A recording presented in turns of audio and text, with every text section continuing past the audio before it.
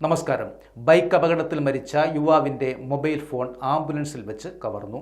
കഴിഞ്ഞ മാസം 17-ന് ആറാട്ടുകുഴിക്ക് സമീപം ലോറിയും ബൈക്കും കൂട്ടി ഇടിച്ചുണ്ടായ അപകടത്തിൽ മരിച്ച ബൈക്ക് യാത്രികരിൽ ഒരാളായ വെള്ളറട ശ്രീനിലയത്തിൽ സുധീഷിൻ്റെ ഫോണാണ് മോഷ്ടിച്ചത്.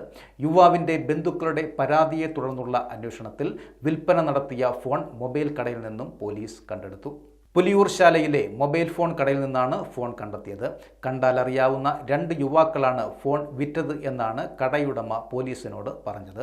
യുവാക്കളിൽ ഒരാളെ കഴിഞ്ഞ ദിവസം നാട്ടുകാർ പിടികൂടി പോലീസിൽ ഏൽപ്പിച്ചിരുന്നു. അപകടത്തിൽ സുധീഷും കൂടെയുണ്ടായിരുന്ന കോട്ടയാമ്പിള ലാവണ്യ ഭവനിൽ അനന്തവുമാണ് മരിച്ചത്. അപകട സ്ഥലത്ത് നിന്ന് 2 പേരെയും 2 ആംബുലൻസുകളിലാണ് ആശുപത്രിയിൽ എത്തിച്ചത്. സുധീഷിനെ കൊണ്ടുപോയ ആംബുലൻസിൽ സഹായിയായി കയറിയ യുവാവാണ് മോഷണം നടത്തിയത് എന്നാണ് സുധീഷിൻ്റെ ബന്ധുക്കൾ ആരോപിക്കുന്നത്. ഫോൺ തിരിച്ചു കിട്ടാത്തതിനെ തുടർന്നാണ് ബന്ധുക്കൾ വെള്ളറട പോലീസിൽ പരാതി നൽകിയത്. 2021-ൽ ആത്മഹത്യ ചെയ്ത യുവാവിൻ്റെ മൊബൈൽ ഫോൺ മോഷണം പോയ സംഭവത്തിൽ SI നടപടി നേരിട്ടിരുന്നു. കൊല്ലം ചാത്തന്നൂർ പോലീസ് സ്റ്റേഷനിലെ SI ആയിരുന്ന ജ്യോതി സുധാകറിനെതിരെയാണ് നടപടി ഉണ്ടായത്. ജ്യോതി സുധാകർ തിരുവനന്തപുരം മംഗലാപുരം സ്റ്റേഷനിൽ SI ആയിരിക്കവേ ട്രെയിൻ തട്ടി മരിച്ചയാളുടെ മൊബൈൽ ഫോൺ മോഷ്ടിച്ചെന്ന് കണ്ടെത്തിയതോടെയാണ് സസ്പെൻഡ് ചെയ്തത്. പെരുമാംതുറ സ്വദേശിയായ യുവാവിനെയാണ് കണിയാപുരം റെയിൽവേ സ്റ്റേഷന് സമീപം ട്രെയിൻ തട്ടി മരിച്ച നിലയിൽ കണ്ടെത്തിയത്.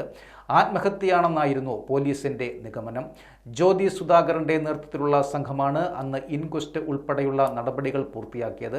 ഇതിനിടെയാണ് ഫോൺ മോഷ്ടിച്ചത്. യുവാവിന്റെ ഫോൺ കാണാനില്ലെന്നും മരണത്തിൽ ദുരൂഹതയുണ്ട് എന്ന് ആരോപിച്ച് കുടുംബം രംഗത്തെത്തിയപ്പോഴാണ് കള്ളി വെളിച്ചത്തായത്. തുടർന്ന് സൈബർ സെൽ നടത്തിയ അന്വേഷണത്തിലാണ് കാണാതായ മൊബൈൽ ഫോൺ SI ഉപയോഗിക്കുന്നു എന്ന് കണ്ടെത്തിയത്.